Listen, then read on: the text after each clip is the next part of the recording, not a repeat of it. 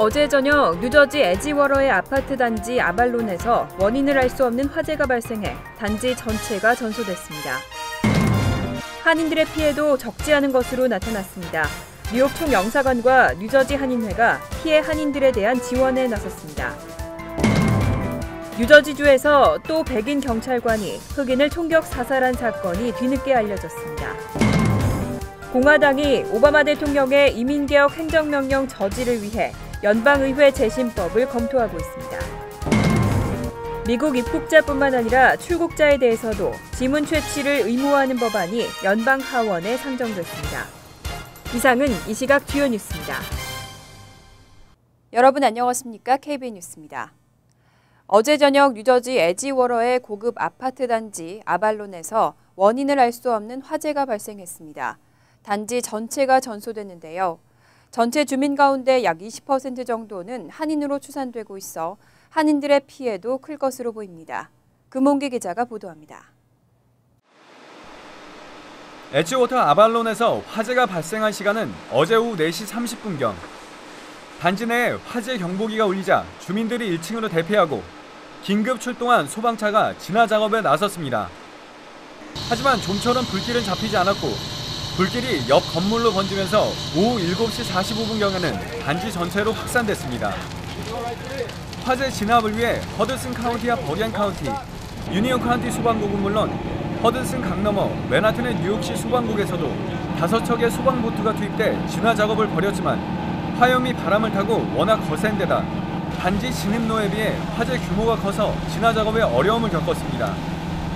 시뻘건 화염은 지상에서 약 150m 상공까지 치솟아 강 건너 맨하탄에서도 목격되는 등 시민들을 공포에 떨게 했습니다.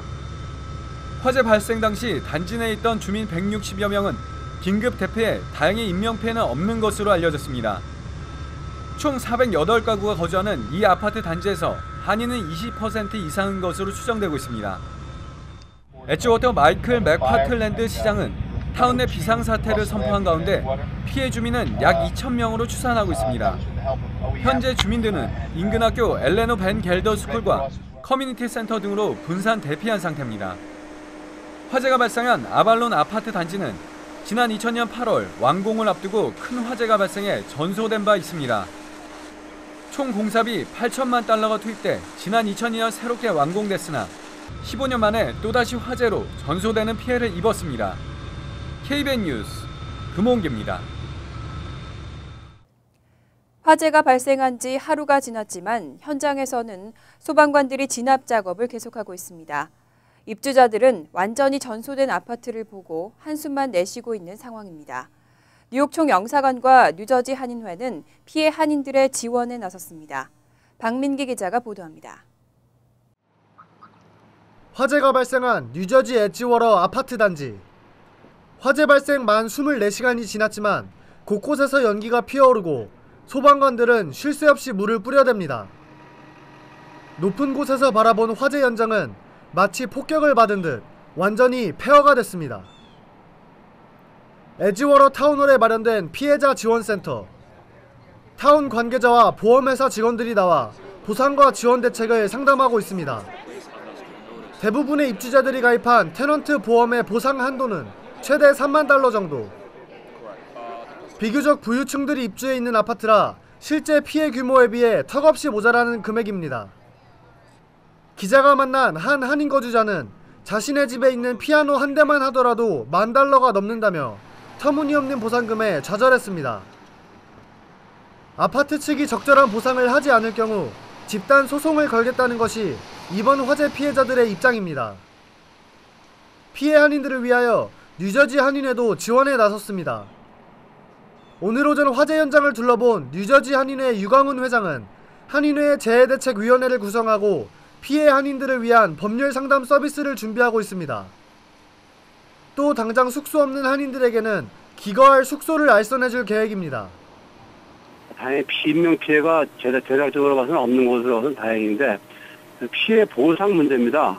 크레딧 카드와 다시 재발급은 하면 되겠으나 여건이 심각하기 때문에 뉴저지 한인회에 연락을 해주시면은요 저희가 임시 거처할 수 있는 분은 저희들이 지금 현재 교섭을 해서 지금 접수 파악을 하고 있기 때문에 저희한테 뉴저지 한인에 연락을 해주시면은 임시 거치할 수 있는 곳을 이렇게 주선해 주도록 하겠습니다.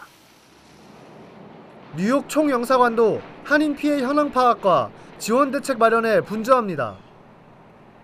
영사관 측은 내일 뉴저지 한인회관에서 여권 발급을 위한 긴급 영사 서비스를 실시합니다. 예, 저희들 불행한 그런 일을 당한 동포들이 제일 급한 게 아이디가 없어서 다른 일들을 진행시킬 수가 없는 상황이어서요. 순회 영사 업무를 긴급히 추진하게 되었습니다. 여권을 먼저 만드는 게 제일 급선무라고 생각되는데요. 필요하신 분들은 그곳으로 오셔서 여권 만드실 수 있고, 그다음에 변호사와의 상담도 2시부터 4시까지 계획되어 있으니까 가급적이면 그 시간에 오셔서 도움을 받으실 수 있으면 좋겠습니다. 내일 한인 피해자 지원 서비스는 오후 1시부터 뉴저지 팰리세이즈 팍에 위치한 뉴저지 한인회관에서 실시됩니다. KBN 뉴스 박민기입니다. 이번에 뉴저지주에서 또 경찰관이 흑인을 총격 사살한 사건이 뒤늦게 알려졌습니다. 모든 장면이 그대로 찍힌 동영상도 공개됐는데요. 또 다른 충돌로 이어질까 우려의 목소리도 나오고 있습니다. 스타레저는 지난 20일 뉴저지주에서 경찰관이 흑인을 총격 사살한 사건이 담긴 영상을 공개했습니다. 지난해 12월 30일 오후 9시 20분쯤 뉴저지주 브리지튼에서 순찰차에 부착된 대시캠에 찍힌 영상입니다. 영상에는 신호 위반 차량을 따라가던 경찰차가 해당 차량을 세운 뒤 한 경관이 조수석으로 접근하는 모습이 담겨 있습니다. 경관은 운전자에게 신호 위반 사실을 알리고 운전 면허증을 요구했습니다. 그때 조수석의 흑인 남성은 면허증이 있다고 말했고, 이에 경관은 갑자기 손을 보여달라고 재차 말하고 손을 보이지 않으면 쏘겠다, 움직이지 말라고 반복적으로 소리쳤습니다. 하지만 해당 남성은 차 문을 열고 내렸고, 이때 경관이 5발에서 6발의 총격을 가했습니다.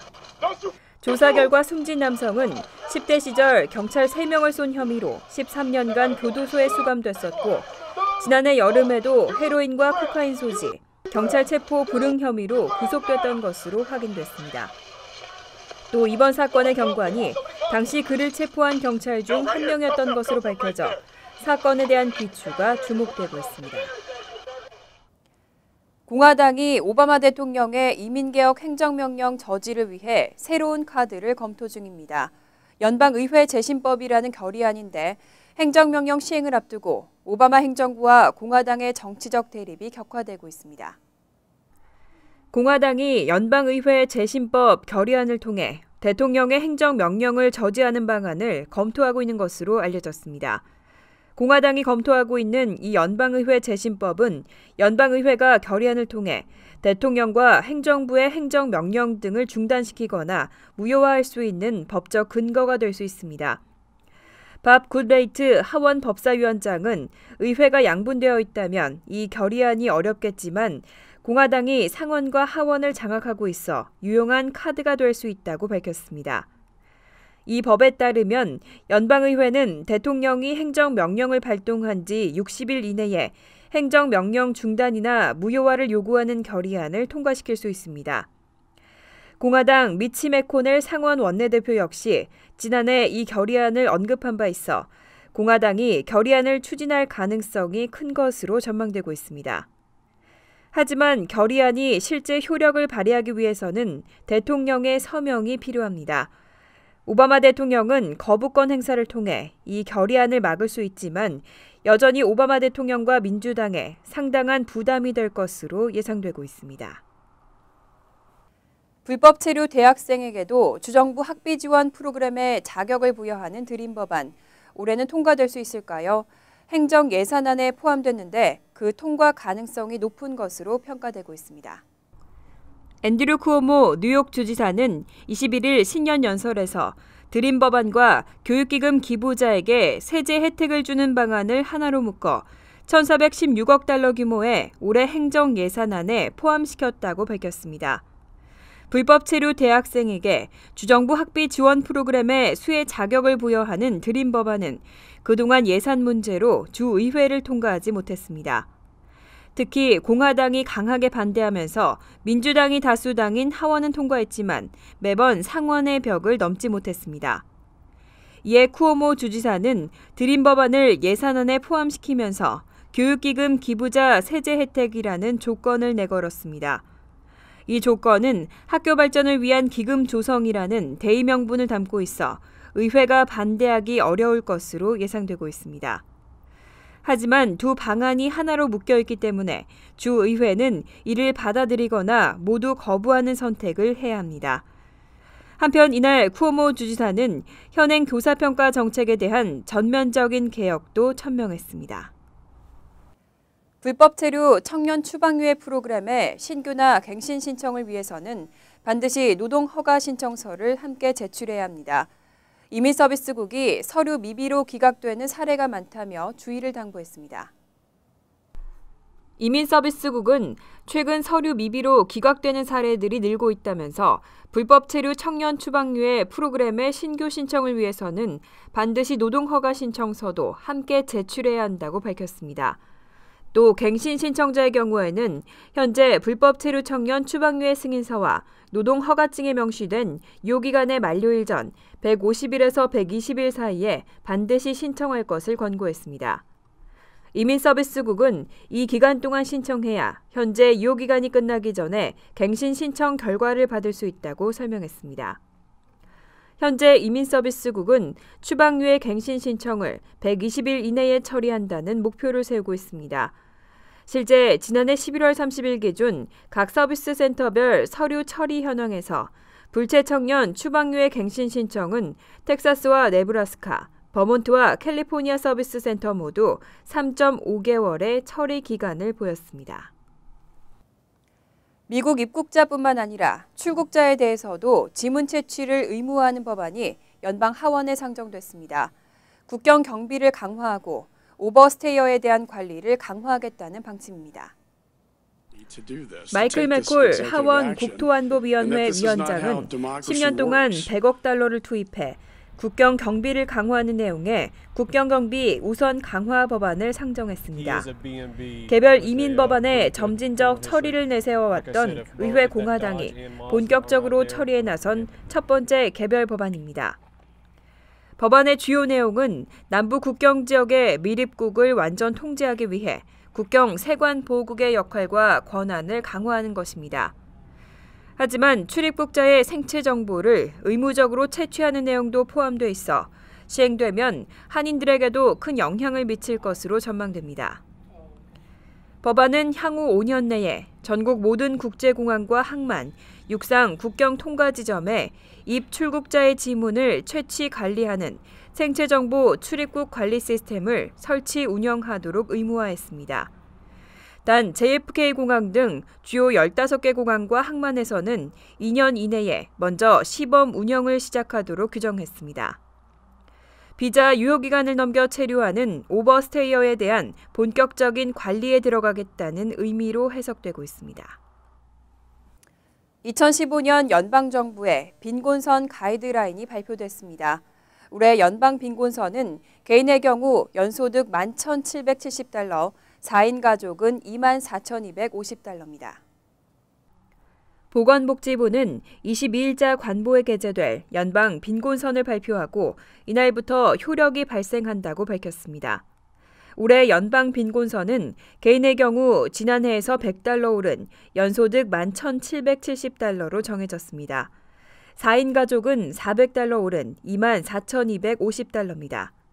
8인 가족은 4890달러이며 가족 1명이 추가될 때마다 4160달러가 더해집니다.